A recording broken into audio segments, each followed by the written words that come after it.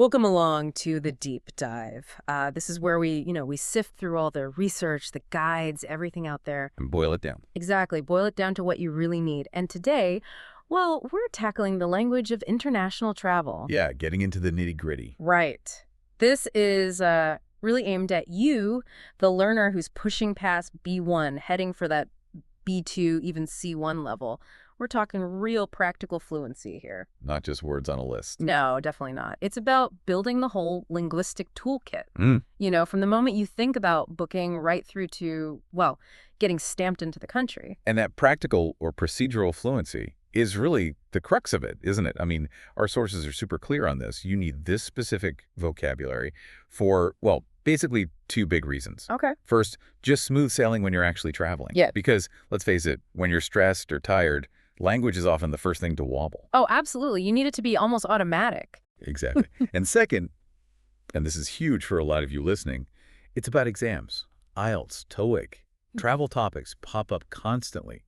Speaking, listening, reading. Right. So if you can confidently talk about, say, a layover or your baggage allowance or getting through passport control, you're already way ahead. It's a massive advantage. And the material we're looking into today is great because it's not just definitions. We've got these really comprehensive guides, breaking down the whole airport scene, who does what, where things are, the step-by-step processes. Mm-hmm. Plus booking dialogues, all that accommodation terminology that goes way beyond just hotel. Yeah, motels, homestays. I found that fascinating. And even looking at different travel styles, these avatars, which is quite interesting for thinking about why you need certain language. Right. So we've kind of mapped this out to follow a real trip. Yeah, makes sense. Start with planning and booking. Then brave the airport. Tackle the sometimes scary immigration and customs fit. And then finally talk about the whole experience, maybe write a review, that sort of thing. Okay, so let's unpack this properly. Our mission today is pretty focused. Give you that structured, practical language foundation so you can handle any conversation, really, about any part of the journey, from getting that specific window seat you wanted. Right, to describing the amenities at your home from home. Perfect. Let's dive in. All right, phase 1, planning and reservations. This is where it all starts, and you really need to be quite precise, quite clear. Yeah, confidence is key here. Whether you're, on the phone with an agent or using a website chat or just telling someone your plans. You need to sound like you know what you're talking about. Absolutely. Mm-hmm. And the sources give us some good frameworks here. Yeah. For flights, you've got to nail those core terms. Specific airline, obviously. Like British Airways or Delta or whoever. Right, then the flight number, that unique code for your specific flight, BA286, something like that. And then the really crucial bits. Departure time in city and arrival time in city. Got to get those right. You really do. And then there's the one that, well, it often causes a bit of anxiety, doesn't it? The layover. Ah, yes, the stop in between. Exactly. It's not your final stop, it's that planned connection. And you need the language to talk about it properly, especially if the itinerary is complex. Like asking, is a 2-hour layover in Amsterdam enough time? That sort of practical question. Precisely. Or confirming, my layover is overnight. Will the airport be open? You need to be specific. And seat selection, too. It's not just a seat. No, it's the classic dilemma.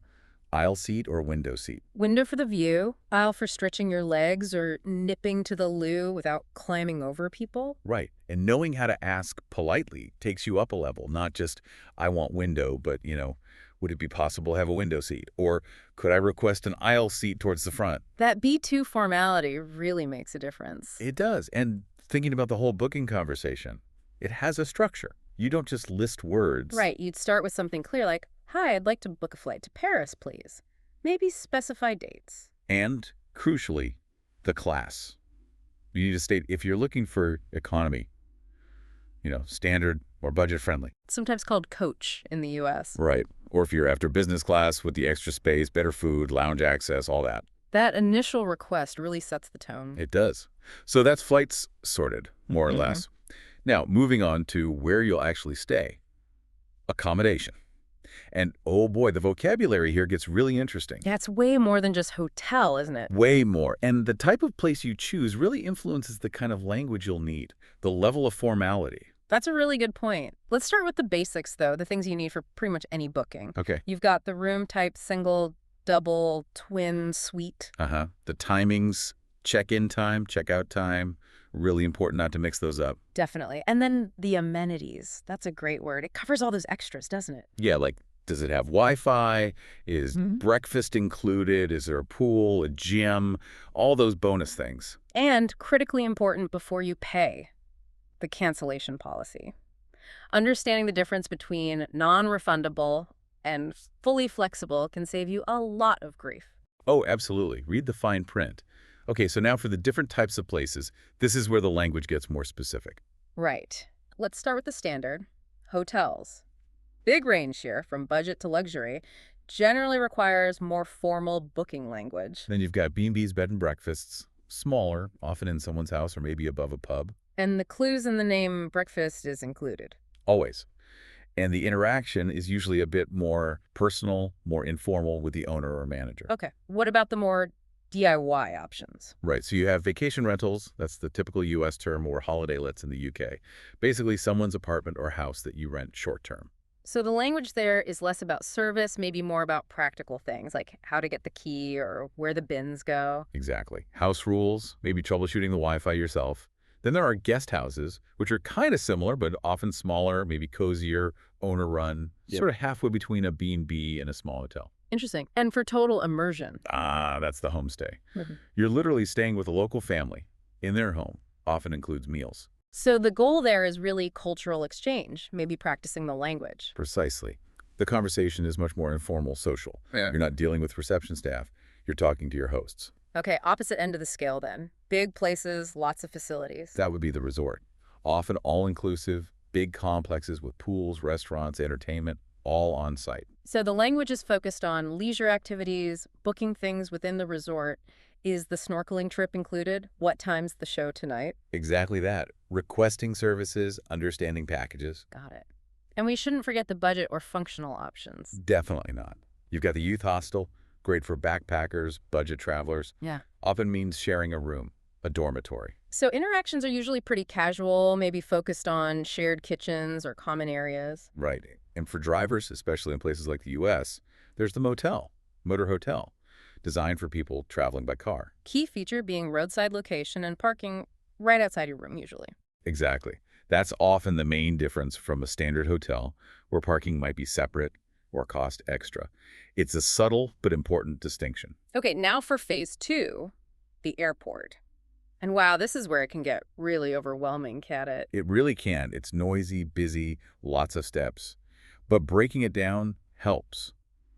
Grouping the language, like the sources suggest, really works. Yeah, thinking about it in categories.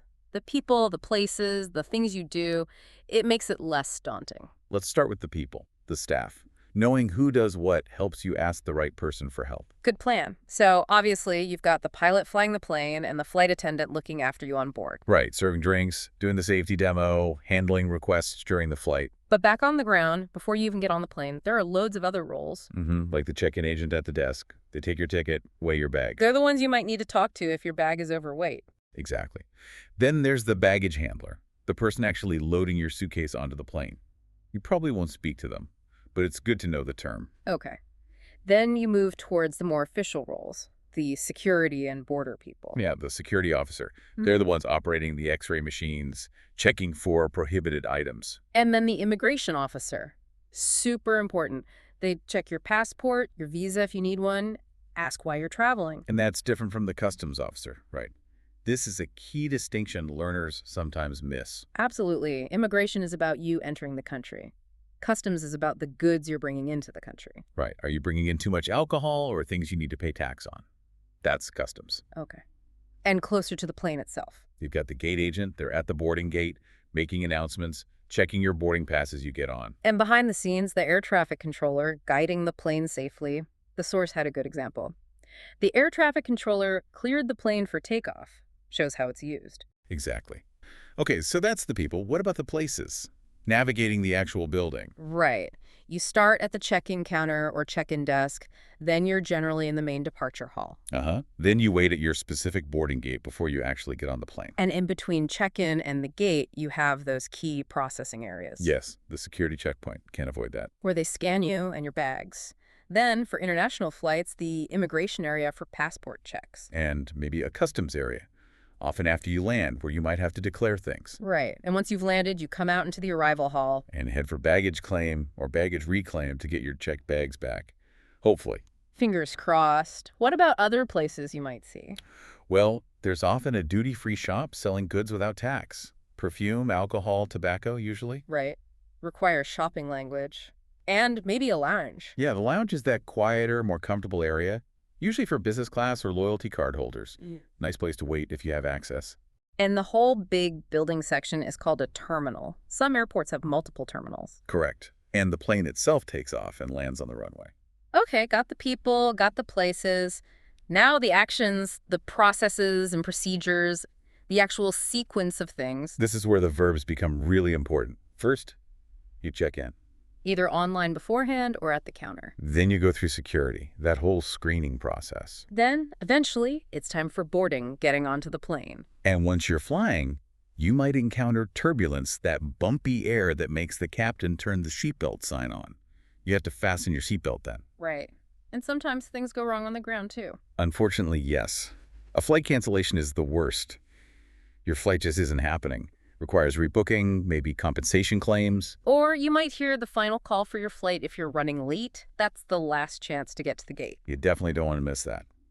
You need to know the phrase, has the final call for flight KL-101 been made yet? Good example. What about the documents and items you carry? Okay, essential stuff. Your passport, obviously. The boarding pass that gets you on the plane and shows your seat assignment. Your seat number, basically. And your luggage, if it goes in the hold, it's checked baggage or checked luggage. And the bag you take on board with you is your carry-on or hand luggage. That goes in the overhead bin or under the seat. Got it. Any other key documents? You might need a visa depending on where you're from and where you're going. And sometimes an arrival card to fill out before immigration. Ah, yes, those little forms. And for security, practical things. A plastic tray for your laptop and liquids. The clear liquids bag for your small toiletries. Understanding the whole security screening process. Right. So finally, the actual action verbs and instructions you hear. Airports are full of commands. They really are. You need to know that check-in is the action of registering. And proceed to is just a formal way of saying go to. Please proceed to gate 25. Exactly. Staff will tell you to remove things from your bag, fasten your seatbelt, present your passport. You need to be able to scan your boarding pass, wait in line patiently, fill out forms accurately. It really demands that you listen carefully to announcements and follow instructions, especially at security. They might ask you to declare items too. So let's put it together with some real phrases. Moving beyond single words now. At check-in. Instead of just pointing at your bag, maybe ask, do I need to weigh my baggage here? Or state clearly, I only have carry-on luggage. Good. At security or immigration. Be prepared. Ask for clarity if needed. Do I need to take off my shoes for the scanner? And state your purpose clearly. I'm traveling for tourism, or I'm here on business. Use those complete sentences. And on the plane. Polite requests are key. Use could or may. Excuse me, could I possibly have a pillow, or may I have some water, please? All right, you've made it through the flight, you've landed. Now for phase 3, post-arrival. And this often includes that bit everyone dreads a little. Customs and immigration. Yeah, it can feel quite intimidating, can't it? The long queues, the serious faces. But like the sources say, the officers aren't trying to catch you out on grammar. They want clarity, confidence, honesty. So knowing the likely questions and having answers ready is key for that B2C1 level confidence. Absolutely. There are about 5 core questions you should expect. Let's run through them. First, where are you staying? And a good answer isn't just the hotel name. It's maybe, I'm staying at the Hilton Garden Inn. I have the booking confirmation right here if you need it. Shows preparation. Exactly. Second, where are you traveling from? Simple, but if you had connections. Right, be precise. I flew in from London, but my journey started in New York. Perfect. Third, who are you flying with today? Again, be clear and maybe slightly formal. I'm traveling alone, or I'm with my wife and son. Their passports are here too. Good. Fourth, how long do you intend to stay? Be specific, not just a week. Say, I'll be here for 10 days, leaving on October 23rd. Or link it to purpose, just for 3 days for a conference. Excellent. And the fifth, the key question, what's the purpose of your trip? Needs a clear, concise answer. I'm here for tourism, or I'm visiting family, or the purpose of my visit is business meetings.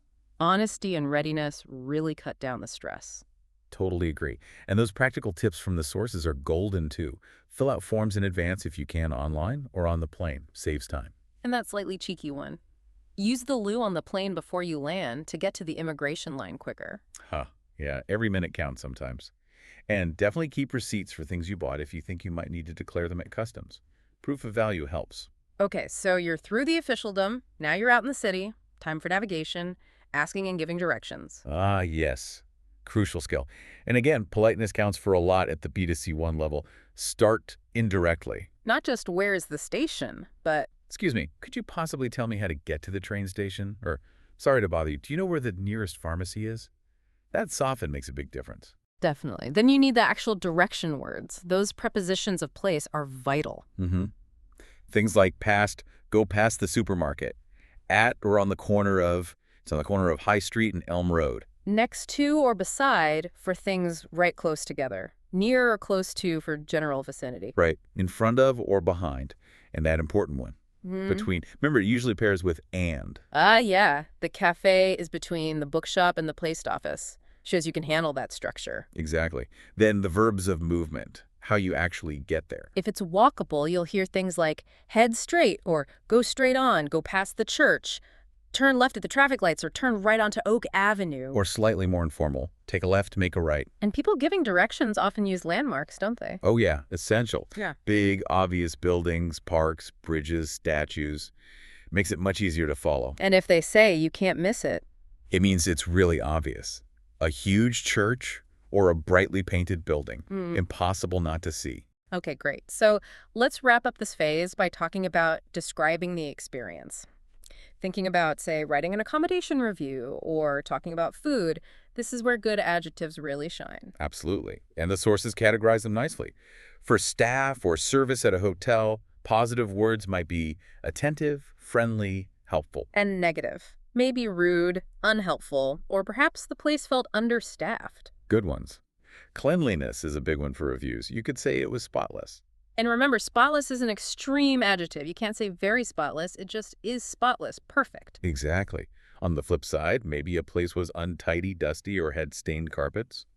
What about the general condition or the price? Could be modern and well-maintained, or Right. maybe old-fashioned, dated, or even tatty, meaning kind of worn out, shabby. What price? We want reasonable or affordable? Definitely. Yeah. The opposite might be overpriced, costing more than it felt worth. Okay. And food. Ordering and describing. Ordering is usually straightforward, polite requests. Can I see the menu, please? I'll have the chicken, please. Maybe ask about ingredients if needed. Does this contain nuts? Essential for allergies. And describing the taste? Well, positive could be tasty. Or for really good food, another extreme adjective. Delicious. Again, not very delicious, just delicious. Got it. And if it wasn't good? Might be tasteless or bland, meaning it lacked flavor, wasn't interesting. Right, phase 4. Now we're getting into some really interesting territory. Moving beyond just getting by and thinking about why we travel and how that affects language. These travel-style avatars are fascinating. They really are. It's about understanding your own travel personality, isn't it? The sources break it down based on how you plan, what kind of excursions you like, how confident you feel, what comforts you need. And these factors combine into 8 different avatars. Let's quickly touch on them and the kind of language they might need most. First, the bucket listers. Yeah, they want the big iconic sites, Fiji, Singapore maybe. Need language for describing famous places, maybe historical context, superlatives, the most amazing view. Then adventurers. Yeah. Seeking wild places, planning carefully. Canada, New Zealand, perhaps. Their language needs are practical. Yeah. Verbs for hiking, camping, navigating. Lots of planning terms, maybe gear vocabulary. Okay, escapists. Sounds relaxing. Totally. They want luxury, relaxation. Bahamas, St. Lucia, language needed. Spa treatments, fine dining requests, expressing leisure, maybe polite complaints if things aren't perfect. Okay. Soul searchers. Culture, introspection, maybe spontaneous travel. Scotland, South Africa mentioned. Yeah, their vocabulary might be more philosophical, descriptive. Language for deep conversations, asking open-ended questions, talking about feelings and experiences. What about plain old tourists? Sightseers, planned itineraries, guided tours, UK, Ireland examples. Need language for schedules, booking tours, understanding historical facts presented by guides. Pretty straightforward. Then socialites. All about food, drink, nightlife.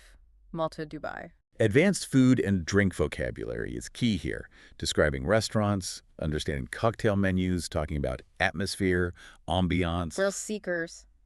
Sounds intense. It is. Bungee jumping, rafting, Jamaica, New Zealand need high-energy language. Words for risk, excitement, achievement, maybe technical terms for the activities. And finally, nomads. Wandering, no fixed plan. Ireland, New Zealand again. They need language for flexibility, finding accommodation last minute, changing plans, striking up conversations anywhere. Very adaptable language skills needed. And interestingly, Australia pops up as good for almost all types. A bit of everything down under. No. Okay, so understanding your style helps focus your learning. Now let's inject some real naturalness. Travel idioms. Using these makes you sound much more fluent. Oh, definitely. They add color. First up, the travel bug. Ah, when you just can't stop wanting to travel. Exactly. She really caught the travel bug after her trip to Thailand, a strong desire to travel more. And when you start a trip, You hit the road. Informal way to say you're beginning the journey. We need to hit the road early tomorrow. what about going somewhere unusual? That's going off the beaten path, avoiding the main tourist spots. We wanted to get off the beaten path, so rented a car and explored the countryside. Good one. And packing. If you pack minimally, you travel light. Highly recommended. Just a small backpack for me, I like to travel light. And if you're always traveling for work, moving around, You might feel like you're living out of a suitcase. Constantly moving, no fixed base. His job means he's living out of a suitcase most of the year. and budget travel. Traveling on a shoestring means with very little money. We backpack through Asia on a shoestring. And that feeling on crowded transport. You can pack like sardines. Very squashed in. The bus was full, we were packed like sardines. Using these really elevates your conversational English. They do. Now, this leads us to a really important practical point. Travel insurance and health. Why is this so critical, especially internationally? Well, the sources are blunt, especially for U.S. travelers. Your home health insurance, like Medicare or Medicaid, generally won't cover you abroad. Right. So if you get sick or have an accident. You could face huge medical bills even in countries with public health care because you're not a citizen paying into their system. It can be financially crippling. So travel medical insurance gives you that financial safety net. Exactly. It covers things like emergency treatment, doctor visits, hospital stays, ambulance costs, x-rays. The recommendation is usually at least $50,000 coverage for emergency medical expenses. Wow. Okay. And possibly even more important is medical evacuation coverage. What's that cover specifically? That's the potentially enormous cost of getting you stabilized and transported back home, maybe on a special medical flight if you have a serious illness or injury. Recommended coverage there is often $100,000 or more. Goodness. When is this kind of insurance most important? It's always wise, but especially crucial for longer trips, say, over 6 months. And definitely if you're planning any thrill-seeker type activities, adventure sports like scuba diving, climbing, skiing, where the risk of injury is just higher. #tags bails. Outro and final thought. So, wrapping this all up, what's the big takeaway? We've tried to structure this deep dive logically, following the travel timeline: booking, airport, arrival, experience. Yeah, and breaking the language down into those chunks, staff, places, actions, adjectives, idioms really helps, doesn't it? It makes it more manageable for learning and remembering at that B2C1 level. Exactly. It's about targeted learning for practical use. And as we mentioned right at the start, this isn't just about real-world travel. It's also direct preparation for exams. Absolutely. That IELTS speaking task. Describe a time you were delayed. Suddenly seems much easier when you have the words delay, cancellation, gate agent, final call, turbulence, whatever it was. You can tell a much more detailed, fluent story. It moves you from feeling stressed about communication to feeling, well, prepared, equipped. Yeah. Right. And you can keep building on this, of course. Use flashcards, practice speaking, maybe find language partners. Keep using the vocabulary actively. But there's one final thought from the sources, something maybe more fundamental than just the words themselves. Ah, yes. While English is often the common language, the lingua franca in tourism. Successful interaction, especially when there is a language barrier, often comes down to something else. That's right. It's that healthy dose of humility, as one source put it. And just, well, a smile. It sounds simple, but approaching people politely, humbly, especially in their own country, whether it's an official or just someone on the street. It makes a huge difference. That positive attitude often gets reflected back at you. It smooths the way for communication, regardless of your exact fluency level. A truly universal language. Great point to end on. Safe travels, everyone, and keep diving deep.